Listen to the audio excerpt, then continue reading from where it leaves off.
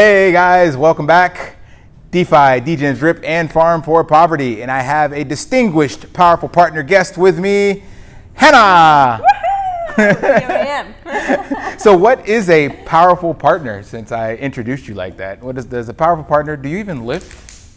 Wait, that's two questions in one. So what is a powerful partner? Well, my definition, or let's say what I am, well, I am his partner. And I would define it as somebody who supports you and who synergizes with your strengths, so that I bring my strengths, you bring your strength, and you synergize on that, and together you create more than you could do on your own. And so that's, for me, it's a powerful partner that, really creates that complementation. And then, do I even lift? Does she lift? Do I lift? Curls for the girls. Yes, I do lift a lot. Yeah, she probably lifts more than most of you out there. Even in me, in some cases. I actually had hip thrusts today in my workout, and I was humbled at the amount I was lifting compared to what I've seen her lift before. So it's very disturbing. I think, what was your maximum chin-ups? Somewhere in the teens? 14, 15? Yeah, chin-ups. I think pull-ups, I did 17 in a row one time. 17 pull-ups. These are full range of motion pull-ups, not kipping pull-ups for all you CrossFitters. No kipping pull-ups here. She's come a long way. And that's kind of where we're going to go with on this, because her journey in regarding to self-development, body transformation, is the exact same thing we're teaching here on this channel in regards to mindset, but financial development, right? And you guys know from our last video, second to last, because the last one, the audio sucked because we didn't have a mic. Hopefully it's better. But the one before that, I threw her under the bus and was talking about drip, and then she doesn't know anything about drip. I still don't know anything about And drip. that's exactly why we're here, so that we can figure out if I know enough about drip, but to tell her in this video, at the end, can she relay the information in a way that it actually makes sense and unscripted, right? So I haven't gone through this and give her any talking points. She still doesn't know anything about drip, besides I talk about drip all the time. So we're not even going to cover the rest of the ecosystem. But the goal in this is literally to go dynamically, organically towards walking a new person through the drip ecosystem. But you do have a little bit of understanding of blockchain. So we'll rewind. Before we get to drip, tell them what you know about blockchain, crypto, or whatever, in as simple as understand as possible. Don't do the long, drawn-out version like I would. All right, so I imagine that you're a 5-year-old. So I would say a blockchain is basically a chain made out of different blocks where you store information, and this information you can't erase anymore because everybody has access to it, and if you would try to erase, people could still see it in other places. Immutable ledger, hashtag. There we go. All right. Something like that. Yeah, that's good enough. And crypto in general. Crypto is a new form of technology and currency. And there's a lot of different, so you're a 5-year-old, so currency that's maybe already quite high, but basically, you have the dollar and the euro and all that, and that is all money and currency. But now we digitalize this and bring it into a new form, like we haven't seen it before, and this is called crypto. And there's a lot of different versions. Some are bigger, some are smaller. And we also don't know yet where it's all going to go to, because this is fully a new development. Perfect transition for what is drip and where the hell is it going to go, because we don't know. But so the question originally asked, or you asked, and that we're probably going to start with right now, is what is drip, right? So you're asking what is drip, I'm guessing. Yeah. Could you say anything right now if I asked you what is drip? Would you have any clue how to articulate it? No, the only things I know about drip, I've always seen like this little water drop. And I keep hearing stuff with farming, and there's like some pigs. That sounds about right. It sounds as ridiculous as it sounds. That's true. Perfect. All right, so that's a great place to start. So she can't answer what is drip, so that's my job. This is where I come in. So hopefully I can answer it. And then anything that I say, this is where you would just ask me to elaborate on. So if I use a word or phrase, especially in the 5-year-old context, just say, explain that. So drip is a cryptocurrency, but more specifically, it's actually a combination of 3 different crypto smart contracts. So if you're not familiar with a smart contract is just a really smart way or advanced vending machine. That's the perfect analogy. Vending machine, you put some money in, you hit 2 numbers or whatever, and it spits out the number or the thing you wanted, right? Chips, Coke, whatever. The smart contract is the really advanced version of that can calculate programs, formulas, all sorts of stuff. You put something in and then it'll kick out. And in this case, one of those smart contracts is a drip token, which is a cryptocurrency. Follow so far? Yep. Cool. I like the vending machine. That's all smart contracts are. For any of you watching that didn't know, a smart contract is just a vending machine.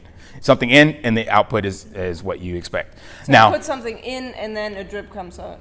Kind of. We're going to, yes. So the drip network is 3 smart contracts. One contract that will allow you to put in a different cryptocurrency, any currency you want, and in exchange, it gives you the drip token, right? Just like the vending machine, chips, soda.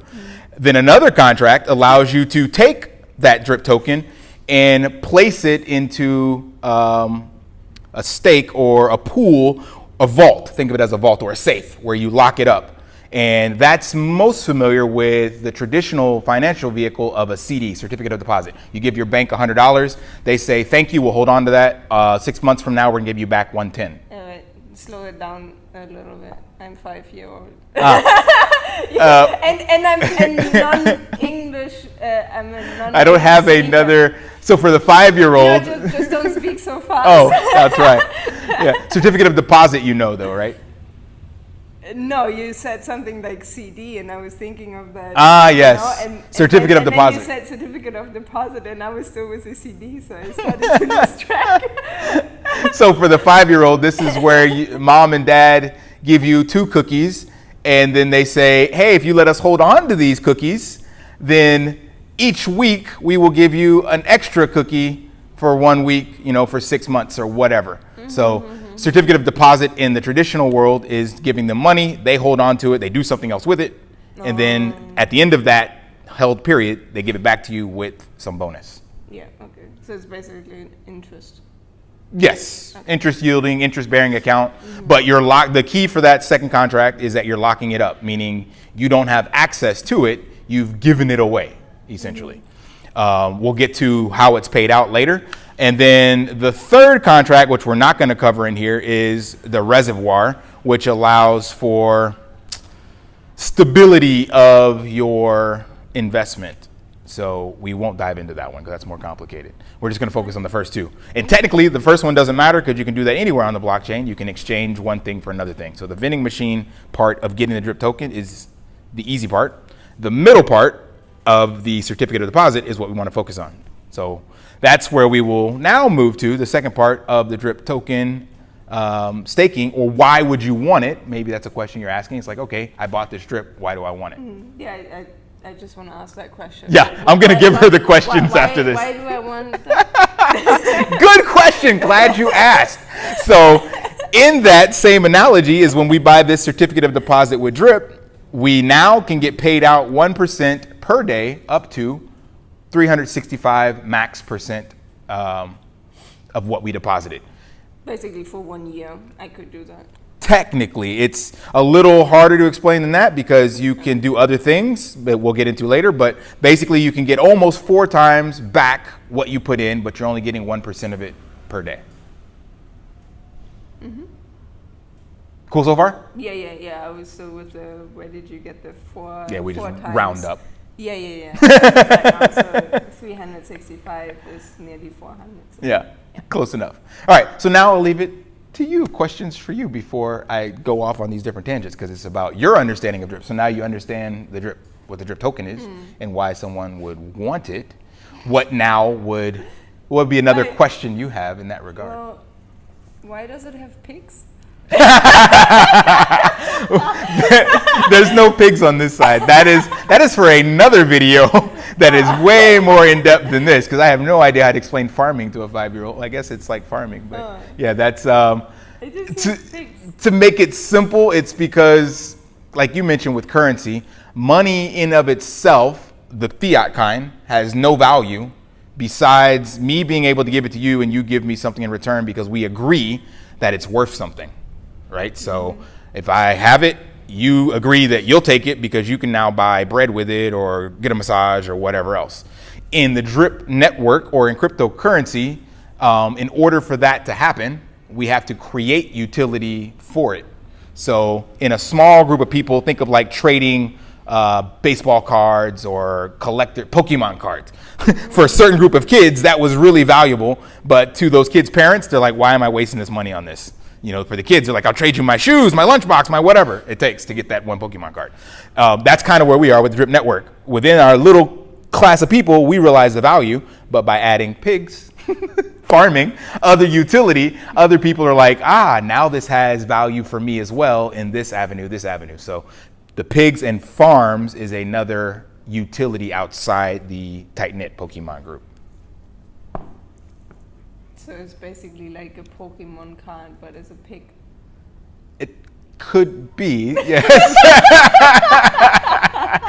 We might be going way off on a tangent, but it's as you already collectors. Said, it's probably for another video. Yeah, it's way more complicated, but yeah, just think of it as we're just trying to make sure other people value our drip token as much as we do. And the more people that value it, the more it gets worth. Bitcoin bought pizzas for, whatever, and now those pizzas two pizzas that it bought 12 years ago is worth like 40 million, 60 million, some ridiculous number. So it had no value besides those two people. They're like, yeah, I'll take it for pizza. And now it's like, damn it, that pizza would have been worth more if more people had got on board with it. So that's where we're at with Drip. Okay, so basically Drip is very young. Yes, extremely young. Good summary. So basically, currently it's not worth as much as like with Bitcoin, but it's increasing because more people see the value?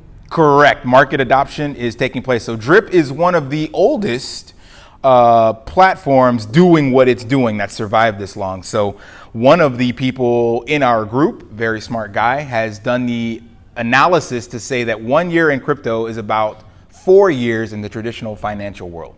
So our platform is about 16 to 8 years old in regards to sustainability, the fact that it's lasted this long. Most platforms will last like a month or a day,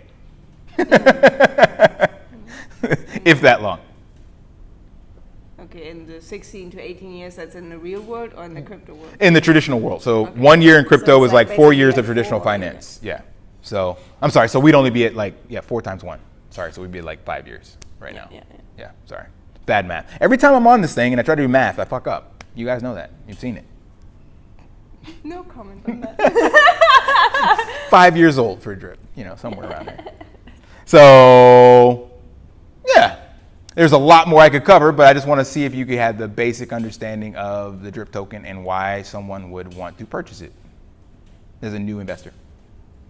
Yeah, well, we covered what it is, but you haven't gone into the why. Like, why would somebody purchase it? Why would somebody purchase Drip and over Bitcoin? Very good question. So the primary reason people get into Drip is because of the astronomical gains, the money we can make. So Bitcoin has proven itself now 12 years or so, and people know if you hold it a long time, like at least 4 years is the Michael Saylor thesis, then it's going to appreciate. But in where we are in crypto, which is called decentralized finance, it's the much more aggressive wild west of crypto. You can see these exponential returns in a day, a week, or shorter. So people get into these investment platforms because they want to make money quicker. They don't want to sit on the traditional side and make the 6 to 8% in bonds or whatever per year. It's like, yeah, sure, in 20 years I'll be rich, but what about 20 days? And that's where people come over to the DeFi side, which is what I just mentioned before, decentralized finance, which is where Drip lies. So decentralized finance is basically no one controls the assets, meaning that contract, that smart contract, once you write it and throw it up there, it's done.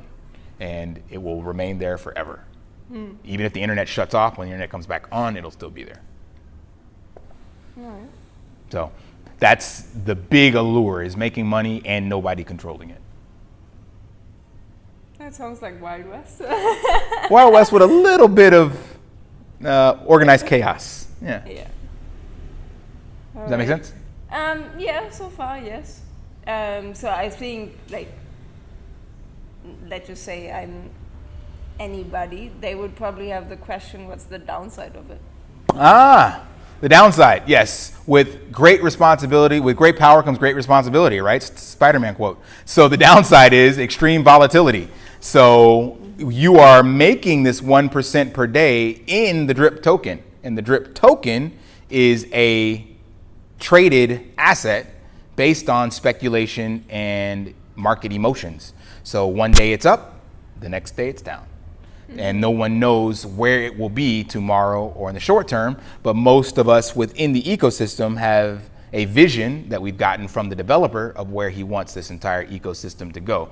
So when you backtrack, talked about the pigs, you can think of it as Steve Jobs had this idea of Apple, and Apple didn't just sell the Macintosh. It later sold laptops, iPads, smartphones, took over digital music, streaming, all this stuff. So we're betting on our developer, Steve Jobs, aka Forex Shark, the developer's pseudonymous name that he uses online. We're betting on him to develop this similar Apple ecosystem that will help the DRIP token appreciate in the future, so that we don't have to worry about the downside you just mentioned of where will it be tomorrow or the next day, because it could be up, could be down. We have no idea. So people invest in it for the high upside potential, and the downside is there's a lot of downside potential. You don't know, the uncertainty. So that basically means you'd lose money? You could, yes. Definitely people have gotten in at this stage, and if they didn't have the long-term vision, they buy high and sell low. So you could have gotten in, but the cool part about that contract, remember, you sacrifice your money to the contract, you only get 1% per day. So you can only claim out 1%. So it actually stops people from emotionally wrecking themselves. Say, for example, you bought Bitcoin at the top, and then 30 days you see a downtrend. You're just like, I went out, and you throw all your money out to get out. And then all of a sudden, 2 weeks later, it pumps.